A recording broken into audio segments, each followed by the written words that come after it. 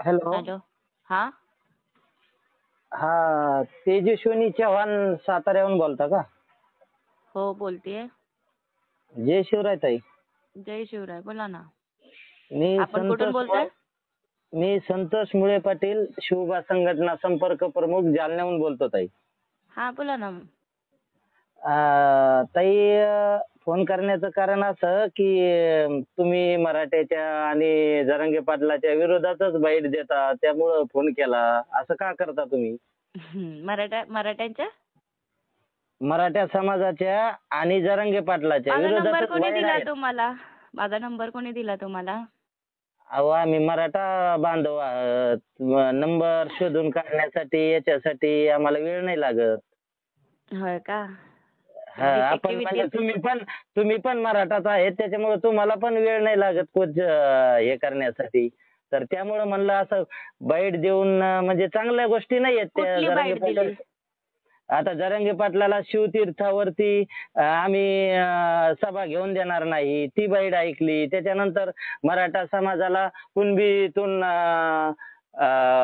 आरक्षण नाही देऊ, ती बाईट ऐकली. म्हणजे जेवढ्या बी बाईट आहेत तुमच्या तेवढ्या वाईट मराठा समाजाच्या आणि जरांगे पाटलाच्या विरोधातच आहेत. मग हो, याचं कारण बरोबर नाही आहे. कळलं आम्हाला. का विरोधात म्हणजे काय आहे? त्यांच्या भूमिकेला माझा विरोध आहे. सरसकट या भूमिकेला विरोध आहे. ज्यांचे दाखले निघणार नाहीयेत त्यांना कसं काय आपण म्हणू शकतो ना द्याच म्हणून. परत ते अडकाअडकीचाच विषय होणार आहे. म्हणून आमची भूमिका ही आहे आणि आम्हाला मराठा म्हणूनच हवंय आरक्षण. आम्हाला नकोय कुणबी सर्टिफिकेट. एवढाच विषय आहे आमचा. आणि बरं ताई, ते विरोध करण्यासाठी तुम्ही एक ऑडिओ क्लिप पण तुमची आली की मला प्रसिद्धीसाठी मी करते. मग प्रसिद्धीसाठी मराठ्याच्या आणि जरांगे पाटलाच्या विरोधात तुमच्या वैयक्तिक प्रसिद्धी जी तुम्हाला करायची, तर विरोधात जाण्यापेक्षा ऐका ना, प्रसिद्धी. हा, मी असं कुठे म्हणालीये का की मला आंदोलन करूनच मला प्रसिद्धी मिळवायची आहे. माझी संघटना पण आहे. मी संघटनेही काम करते. त्यामुळे माझ्या संघटनेची ती बोलण्याची संघटनेमधलं बोलण्याचं हे आहे ते. हे तुम्ही आंदोलनाशी जोडू नका. आंदोलन हे मी आता समाजासाठी करते. पण माझ्या संघटनेतलं जे काही पद आहे त्या पदाविषयी मी बोलत असते. आलं का लक्षामध्ये? आणि जे काही तुम्हाला आता इन्फॉर्मेशन देताय ना माझ्या विरोधामध्ये, तर ऍक्च्युली तेही संघटनेत होते. आता त्यांनी फ्रॉड केलेला आहे. त्या संदर्भात त्यांना संघटनेतून हाकलून दिलेलं आहे. त्यामुळे ही माझी नावाची बदनामी चालू आहे, पहिली गोष्ट.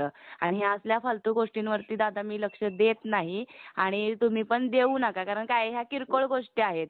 हे काय असं माणूस सहजही बोलतात गोष्टी. आलं का लक्षामध्ये? आणि हे कसं असतं माहितीये का, विरोधकाचं काम म्हणजे मला करायचं नाहीये. माझं इतकंच म्हणणं आहे, जर नाही येत ना नोंदी, तर आपल्याला दुसरा पण पर्याय शोधला पाहिजे आरक्षणाचा. सगळ्यांना आरक्षणाची गरज आहे आणि सगळ्यात जास्त आता मराठा समाजाला आरक्षणाची गरज आहे. ही भूमिका मला माहित आहे आणि माझं म्हणजे म्हणणं किंवा विरोध किंवा काय असेल ना, तर तो भूमिकेशी आहे, वैयक्तिक जरांगे पाटलांशी नाहीये. हा. आणि आणि जे तुम्हाला हे बी डिटेल करू देतायत का नका. ऐका ना. ना, आता हा. शिवदास तुमचं ते महेश शिवदास जे आहेत, त्यांनी काल बाईट दिली की आम्ही ते कोणची भूमिका होती म्हणे आमची, WS ची जी आहे त्याला धक्का न लागण्यासाठी या महिलेला आम्ही उपोषणाला बसवलं 9 दिवस, बरोबर? ऐका ना, मला काय म्हणायचं दादा, पहिली गोष्ट त्यांनी मला उपोषणाला बसवण्याची काहीच एक म्हणजे गरज नाहीये. मी मराठा समाजाचे आहे, ते दलित समाजाचे आहेत, बरोबर आहे. मला माझं भूमिका कशी, त्यांच्यासोबत तुम्ही मी तुम्हाला माननीय तेच छगन सांगते. भुजबळच्या ऑफिसला गेल्या, तिथली तुमचे फोटो आलेत आणि त्यांच्या ऑफिसला जाऊन तुम्ही ही भूमिका घेता मराठ्याच्या विरोधात. त्यांच्या ऑफिसला जाण्याचा आमचा विरोध नाहीये. तुम्ही भुजबळ समर्थक असला तर तुमचं आम्हाला काही कळत नाही मी त्याच्याबद्दल. भुजबळ समर्थक मुळीच नाहीये. माझ्या तुम्ही जर डेबिट्स बघितल्या असतील, बाईट्स बघितल्या असतील ना, तर तुम्हाला मी वारंवार तेच सांगण्याचा प्रयत्न करते की तुम्हाला जे हे भरवलेलं आहे ना, हे पूर्णतः चुकीचं आहे आणि मुळात महेश शिवदास यांनी मला बसवलेलं नाही. मी माझ्या स्वतःच्या हिमतीवर बसलेले होते. आणि दुसरी महत्वाची गोष्ट, माझ्या संघटनेत ते सुद्धा वर्किंग करत होते. त्यामुळे ते सपोर्ट म्हणून मला तिथे बसलेले होते. एक महत्वाची गोष्ट लक्षात ठेवा. त्यांना मीडियामध्ये येऊन फेमस व्हायचं असेल म्हणून हे सगळं चाललं असेल त्यांचं. तर कृपया करून चुकीच्या माहितीवरती आहे ना दादा, तुम्ही खरंच म्हणजे हे करू नका, विश्वास पण ठेवू नका तुमचे आणि हे करू तुमचे नका. फोटो आहेत त्या ऑफिस हो मधले. आहेत ना, माझ्या संघटनेसंदर्भात आम्ही गेलेलो. असं असं मी म्हणाले का मी गेलेलेच नाहीये, मी जाणारच आणि नाहीये असं नाही. काय मी त्यानंतर सीएम साहेबांनाही दादा भेटलीये. मी हो चालेल. परवा दिवशी राज ठाकरेंना पण भेटून आलेली आहे. मी बऱ्याच नेत्यांना आता भेटतीये. मला असं नाही, वाटतंय ना की कुठून काय काय तुम्ही गोष्टी सर्वांना हां. भेटा. तुम्ही सर्वांना भेटा. सर्वांना तुमचं काय करायचं तर तुम्हाला वैयक्तिक तुमचा प्रश्न आहे, पण मराठ्याच्या आणि जरांगे पाटलाच्या विरोधात कुठलीही भूमिका घेऊ नका. त्यानंतर तुम्हाला जी कॉल रेकॉर्डिंग आली मला प्रसिद्धीसाठी आपण हे करतोच आणि तेच जे कॉल रेकॉर्डिंग आहे तर तुमची प्रसिद्धी करण्यासाठी दुसरे अनेक ठिकाणं आहेत. त्या ठिकाणाहून तुम्ही प्रसिद्धी करू शकता. आणि त्यानंतर तुम्ही एक बलात्काराच्या केसेस मध्ये आज सध्या जामिनेमध्ये आहेत आणि जे महिला बलात्काराच्या केसेस मध्ये जामिनामध्ये बाहेर वावरते आणि ती मराठ्याच्या आणि जरांगे पाटलाच्या विरोधात काम करते, ते मराठा समाज एवढा वेडा आहे का त्या महिलाला आक्षेप करण्यासाठी? आणि त्याच्यानंतर तुम्ही जो एक मिनिट आहे का, तुम्ही जो शब्द वापरता की आम्ही जरांगे पाटलाला इथं सभा होऊन देणार नाही, तर आम्ही शब्द केव्हा वापरण्यात येतो ज्या वेळेस आपल्या संघ 4-2 लोक असतात त्यावेळेस. तर जी तुम्ही बाईट देता त्या बाईट मध्ये फक्त तुम्ही आणि चॅनलवालेच आहेत आणि तुम्ही एकट्याच असतानंतर काळं कुत्र तुमच्या सोबत नाही आणि तुम्ही आम्ही शब्द वापरता तिथं मी शब्द वापरा. एवढी विनंती आहे आमची की माझी इच्छा आहे जरांगे पाटलांनी इथं सभा घेऊ नये आणि तुम्ही केलेल्या भूमिकेतून कोणतं साकार झालं नाही. सभा तर तिथंच झाली, तुमचं काही तिथं निर्णय नाही झाला.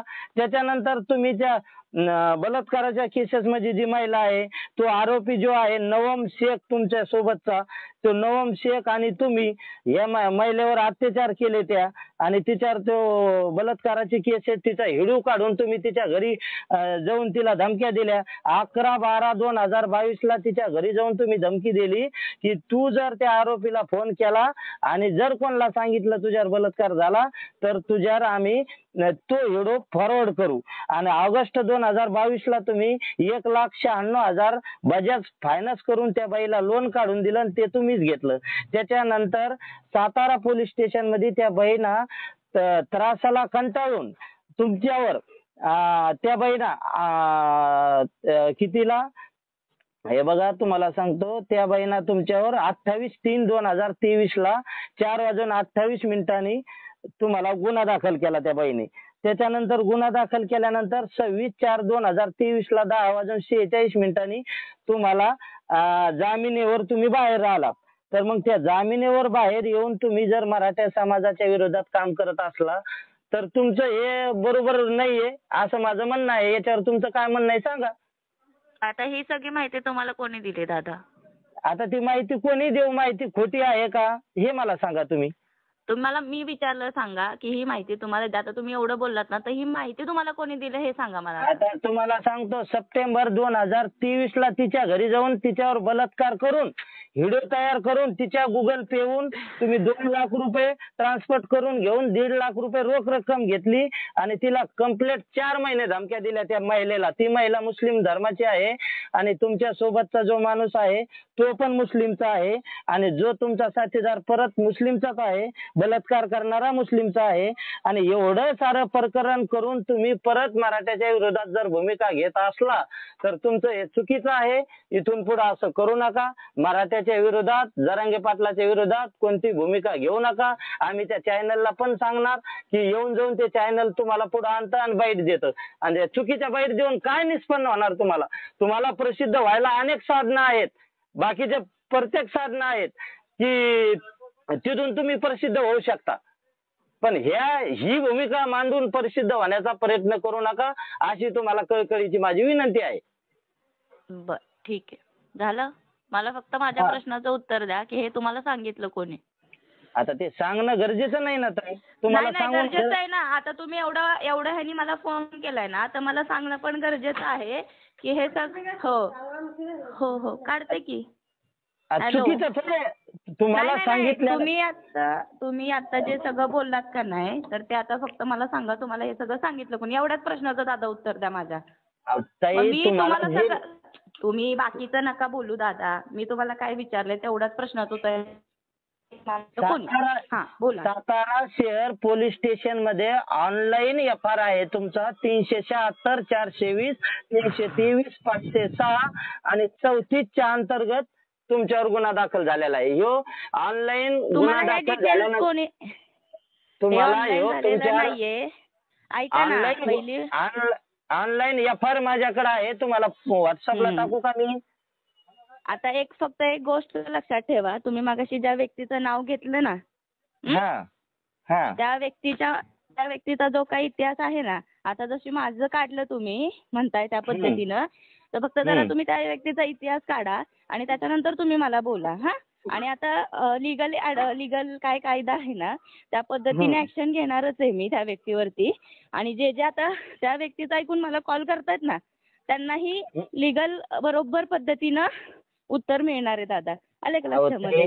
ताई माझा तुम्हाला फोन करून कुठलाही हिणायचा असा दुरुपयोग नाही. माझं फक्त एकच म्हणणं आहे. तुम्ही जर मराठ्याच्या आणि जरांगे पाटलाच्या विरोधात भूमिका घेतली नसती तर तुम्हाला आम्हाला फोन करायची गरज नव्हती. तिकडे तुम्ही काही केलं. ठीक आहे, केला ना. आता तुम्ही मला फोन केला, तुम्ही मला डिटेल दिली, का दिली, कशी दिली, सगळं मला दादा लक्षात आलं. आता ठेवू का? तर याच्यानंतर तुम्ही तेवढं तुम्हाला विनंती आहे की मराठ्याच्या आणि जरांगे राहणार ते कायमस्वरूपी विरोध राहणार. आलं लक्षामध्ये? हा. म्हणजे मराठ्याच्या आणि जरांगे पाटलाच्या विरोधातच तुम्ही काम करणार? मराठ्यांच्या नाही. आम्हाला सरसकट नाही पाहिजे, त्यामुळे आम्ही भूमिकेत राहणार. तुम्हाला नाही पाहिजे तुम्ही नका घेऊ ना. सरसकट भिकायला लागले ना मराठे. ओके दादा, तुम्ही ते सगळं सरकारला सांगा, मला नका सांगू बरं का. तुमचं जे काय मुद्दे तुम्ही सरकार म्हणा, आम्ही सरकारला मांडतोय, तुम्ही सरकारपाशी मांडा. तुम्ही मला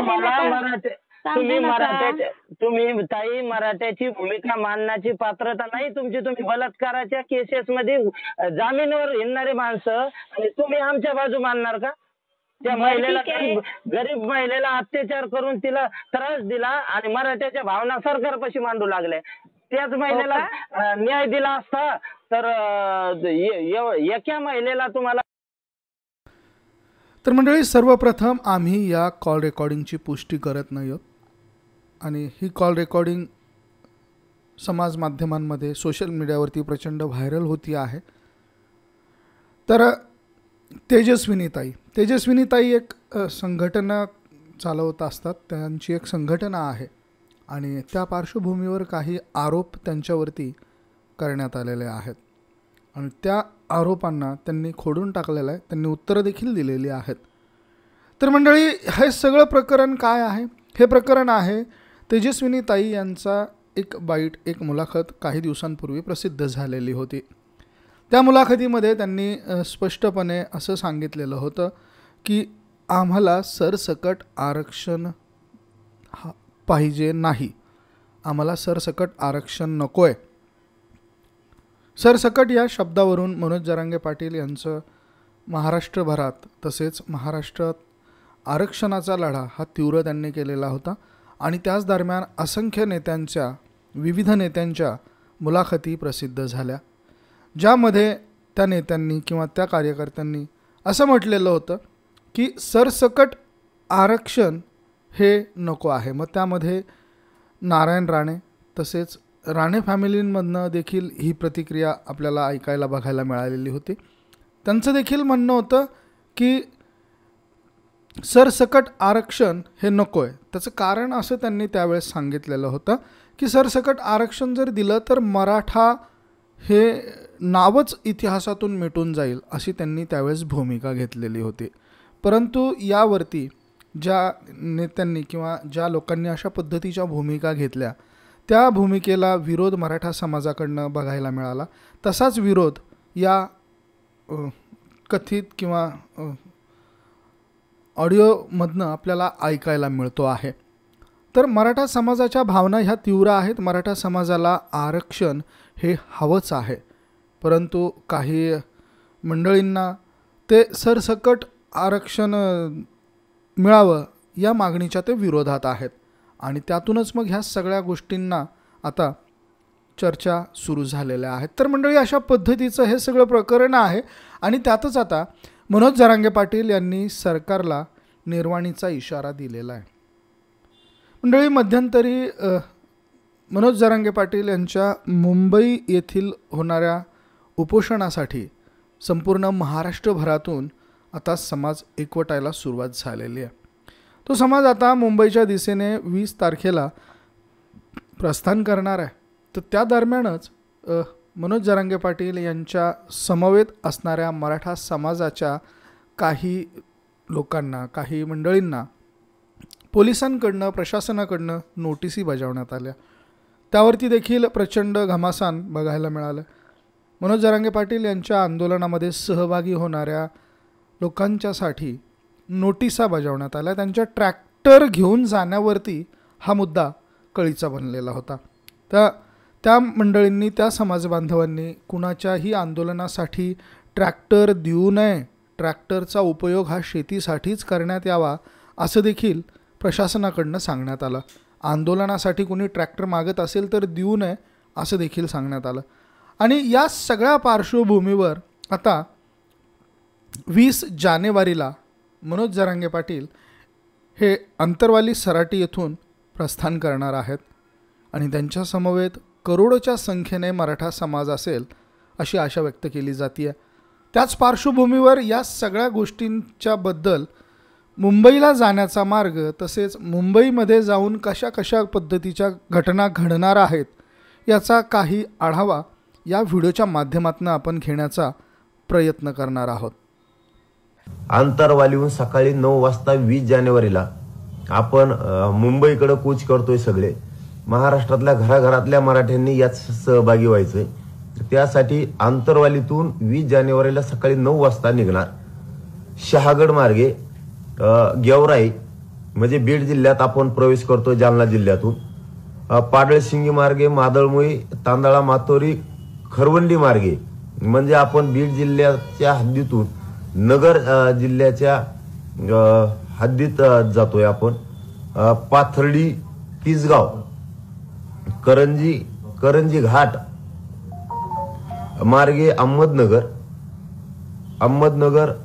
मार्गे केडगाव, सुपा मार्गे शिरूर मार्गे शिक्रापूर रांजणगाव मार्गे वाघोली, खराडी बायपास मार्गे सरळ चंदननगर मार्गे आपण पुढं पुणे शिवाजीनगरहून मुंबई पुणे हवेला पण लागतोय. लोणावळा मार्गे पनवेल मार्गे आपण वाशी, चेंबूर मार्गे आझाद मैदानला जातो. शिवाजी पार्क, आझाद मैदान, दादर, मुंबई इकडं आपण आज जो मार्ग आहे आपला पायी चालण्याचा, तो आंतरवालीपासून सुरुवात होणार आहे. 20 जानेवारीला सकाळी 9 वाजता आंतरवालीतून सगळे महाराष्ट्रातले बांधव निघतील. शहागड मार्गे, गेवराईहून पाडळशिंगी मार्गावरून पुढे मादळमुई मार्गे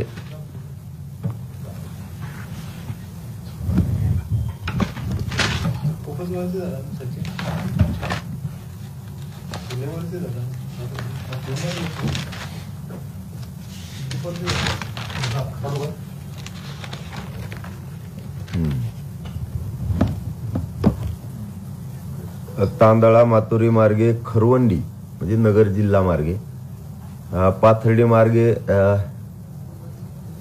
तिसगाव करंजी घाट मार्गे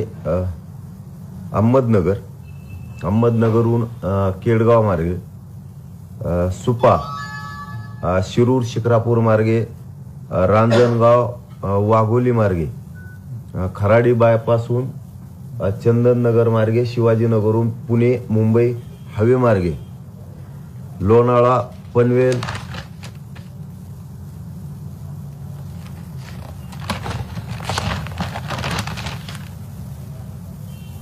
वाशी, चेंबूर मार्गे आझाद मैदान, दादर शिवाजी पार्क मुंबई. पुन्हा एकदा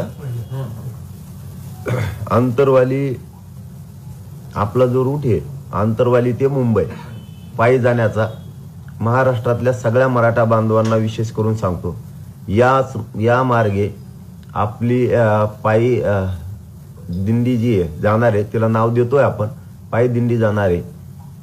ज्या मार्गावरून आपण जाणार आहे त्या मार्गावरती महाराष्ट्रातल्या इकडच्या बाजूच्या म्हणजे जो रूट असेल त्या रूटच्या इकडच्या बाजूच्या आणि इकडच्या चारही बाजूच्या लोकांना त्या रॅलीच्या मधल्या मार्ग जो आहे आपण जो मार्गे जातोय त्याच्यात सहभागी व्हायचंय.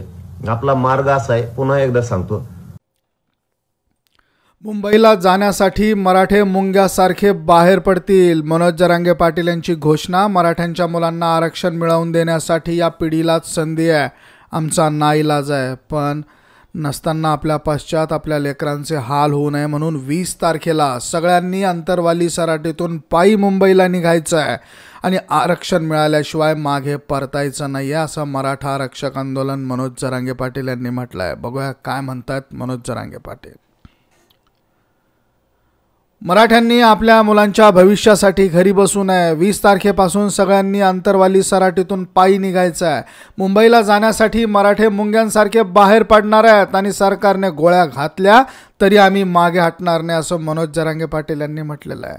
जरांगे पाटील यांनी असं सांगितलेलं आहे की आम्ही लोकांच्या योजनेप्रमाणे रात्रंदिवस चालून मुंबई गाठणार आहोत. आमच्या हक्काचं आरक्षण मागतो आहोत. 50% आरक्षण तरी टिकणार आहे का? आम्हाला ओबीसीतून आरक्षण हवं आहे. मराठा आणि कुणबी एकच आहेत. भविष्यात मराठ्यांच्या मुलांचे हाल होणार आहेत. तुम्ही आयुष्याची प्रॉपर्टी लेकरांना दिली आहे, असेच आयुष्याचे आरक्षण त्यांना देण्यासाठी मराठ्यांनो घराबाहेर पडायलाच पाहिजे, असं त्यांनी यावेळेस म्हटलेलं आहे. तर प्रकाश शेंडगे यांनी इकडे तिकडे शक्ती वापरण्यापेक्षा धनगराच्या आरक्षणाला शक्ती वापरावी, त्यांना आरक्षण मिळवून द्यावं. तर मुंबईला जाण्यासाठी आपण सज्ज झालेलो आहोत आणि 20 तारखेला सगळ्यांनी अंतरवाली सराटीला जमायचं आहे आणि अंतरवाली सराटीहून आपण आता निघणार आहोत, असं मनोज जरांगे पाटील यांनी सांगितलेलं आहे. त्याचबरोबर मनोज जरांगे पाटील यांनी संपूर्ण मराठा समाजाला आवाहन केलेलं आहे की आता आपल्याला ही शेवटची वेळ आहे, आता नाही तर कधीच नाही. या युक्तीप्रमाणे आपण सगळ्यांनी आता बाहेर पडायचं आहे.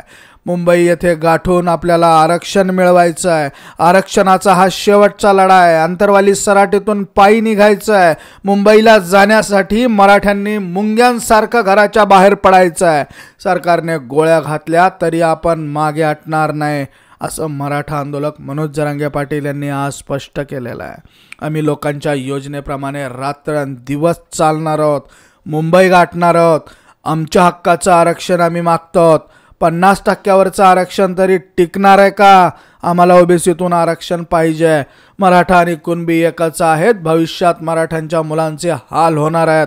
तुम्ही आयुष्याची प्रॉपर्टी लेकरांना देतायत, पण आयुष्याचं आरक्षण त्यांना द्या आणि ते आयुष्याचं आरक्षण देण्यासाठी मराठ्यांनो घराच्या बाहेर पडा, असं आव्हान आज मनोज जरांगे पाटील यांनी केलेलं आहे. जरांगे पाटलांनी हरिभाऊ राठोड यांना झापलं. ऐका माझं, खटं बोलू नका. जरांगे पाटील यांनी ओबीसी नेते हरिभाऊ राठोड यांना सडेतोड झापलेलं आहे. अर्ध्या मराठा समाजाला आरक्षण देऊन बाकीच्या मराठ्यांना मी काय अंगावर घेऊ का, असं जमणार नाही. हरिभाऊ राठोडांचा फॉर्म्युला मनोज जरांगे पाटील यांनी नाकारलेला आहे. मंडळी, मराठा समाजाला ओबीसीतून आरक्षण देणं शक्य असून राजकीय आरक्षणाची फोड करावी असं मत माजी खासदार हरिभाऊ राठोड यांनी मांडलेलं आहे. आमच्या नोंदी सापडलेल्या आहेत, त्यामुळे मराठ्यांना सरसकट कुणबी आरक्षण मिळावं असं मनोज जरांगे पाटील यांनी म्हटलेलं आहे. त्याचबरोबर हरिभाऊ राठोड यांच्या फॉर्म्युल्याप्रमाणे अर्थातच मराठ्यांना आरक्षण मिळणार असल्याचं सांगत त्यांनी मनोज जरांगे यांनी त्यांचा फॉर्म्युला हा नाकारलेला आहे. ओबीसी आरक्षणाचे अभ्यासक हरिभाऊ राठोड यांनी आज मनोज जरांगे पाटील यांची भेट घेतली आणि मराठा आरक्षणाच्या प्रश्नावर चर्चा केली. अर्ध्या मराठ्यांना आरक्षण द्यायचं आणि अर्ध्यांना द्यायचं नाही, आणि मग ज्यांना द्यायचं नाही त्यांना मी का अंगावर घेऊ का, असा उलट प्रश्न जरांगेंनी राठोड यांना विचारला आणि त्यांचा फॉर्म्युला नाकारला. ओबीसी राजकीय आरक्षणाची फोड करावी, माजी खासदार हरिभाऊ राठोड आणि मनोज जरांगे यांच्यामध्ये चर्चा झाली। त्यावेळी बोलताना हरिभाऊ राठोड म्हणाले की मनोज जरांगे म्हणतात त्याप्रमाणे मराठा समाजाला ओबीसीतून आरक्षण देता येणं शक्य आहे। ज्यांच्या नोंदी सापडलेल्या आहेत त्यांना आपोआप आरक्षण मिळणार आहे, पण मराठा समाजाची लोकसंख्या लक्षात घेता आपलं राजकीय आरक्षण धोक्यात येईल असा समज ओबीसी समाजामध्ये आहे। त्यावरही एक उपाय आहे। मराठ्यांचा ओबीसीमध्ये समावेश झाल्यानंतर 27% राजकीय आरक्षणाचे 3 भाग करावेत।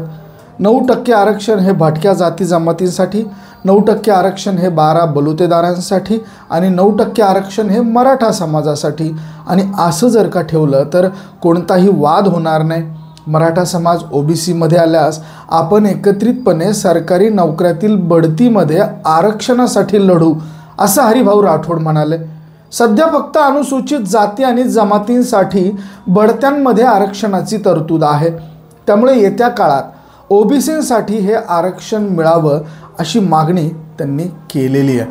तर मंडळी, जरांगेंना राठोडांचा फॉर्म्युला हा अमान्य आहे, त्यांनी तो फॉर्म्युला नाकारलेला आहे।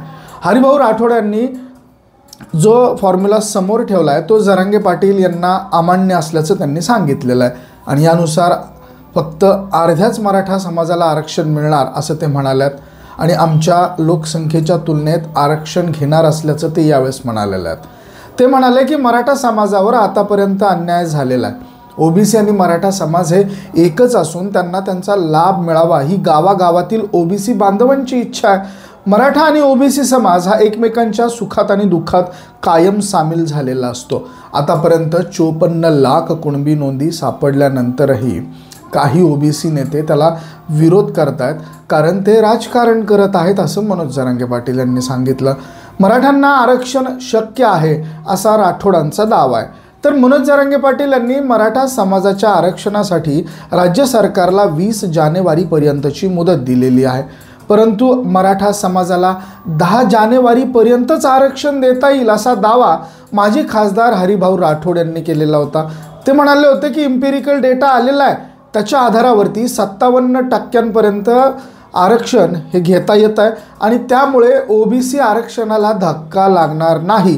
त्यासाठी मनोज जरांगे पाटील आणि राज्य सरकार आणि आमच्या बैठका जर का झाल्या, सविस्तर चर्चा जर का झाली तर हे सगळे प्रश्न मार्गी लागतील, सुटतील, असं माजी खासदार राठोड यांचं म्हणणं आहे।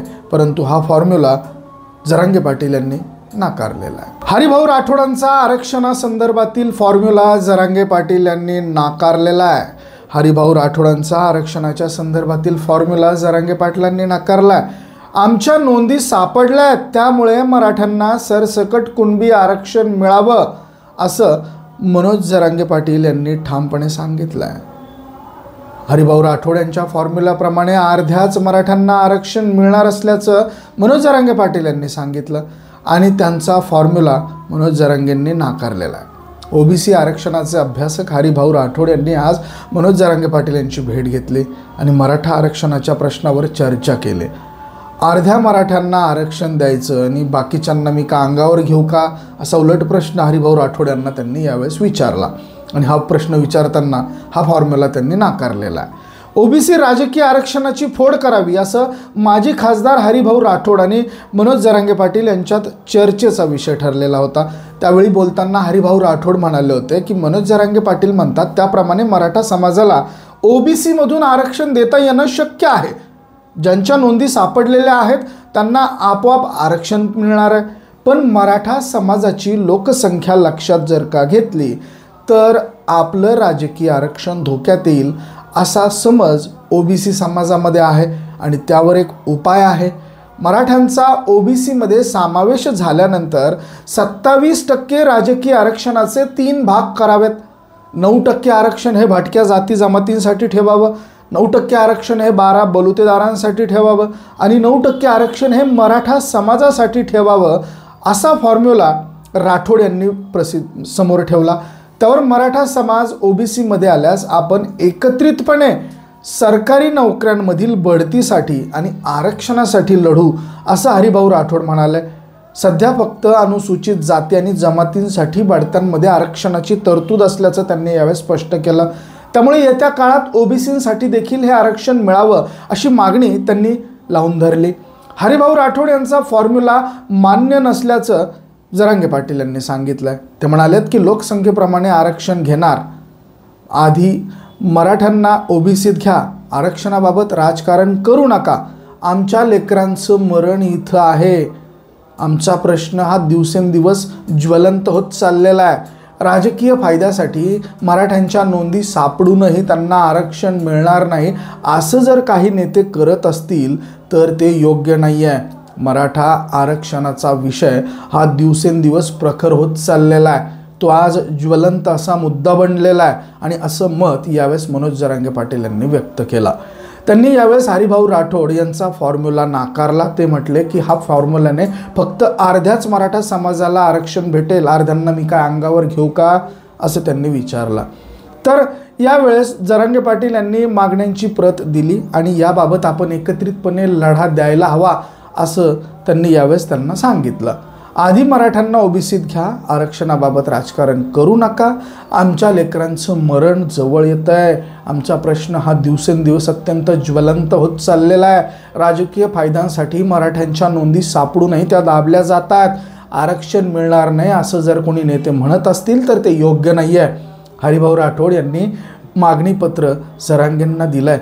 त्यावेळेस जरांगे म्हणाले की आम्हाला परवडणार नाही, यात सर्व मराठे बसत नाहीत, या फॉर्म्युल्यात आम्ही बसत नाहीत, अर्ध्या मराठ्यांना आरक्षण मिळेल आणि अर्ध्या मराठ्यांना मिळणार नाही आणि हे मला मान्य नाही आहे असं त्यांनी या स्पष्टपणे सांगितलं. तर मंडळी, हरिभाऊ यांनी जरांगे पाटील यांना दिलेला फॉर्म्युला स्पष्टपणे त्यांनी नाकारला. मराठा समाजाला आपण ओबीसी म्हणून घेऊ शकतो असं हरिभाऊ राठोड म्हणाले.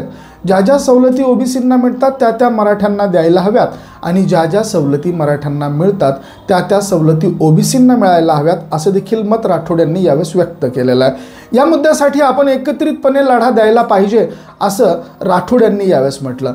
सध्या मनोज जरांगे पाटील हे छत्रपती संभाजीनगरच्या एका रुग्णालयामध्ये उपचार घेत आहेत. कालच राज्य सरकारला दिलेला 24 डिसेंबरची मुदत संपलेली आहे आणि त्यानंतर मनोज जरांगे पाटील यांनी आपली पुढची भूमिका ही स्पष्ट केलेली आहे आणि अशीच भूमिका स्पष्ट करत येणाऱ्या 26 जानेवारीपासून मुंबईच्या आझाद मैदानावर आमरण उपोषण करणार असल्याचं त्यांनी स्पष्ट केलेलं आहे. बीडच्या सभेमध्ये 3 कोटी मराठा बांधव हे मुंबईत येऊन धडकणार असल्याचं स्फोटक विधान त्यांनी केलेलं आहे. त्याचबरोबर 10 लाख गाड्या ह्या मुंबईत जातील असे ते म्हणालेले आहेत.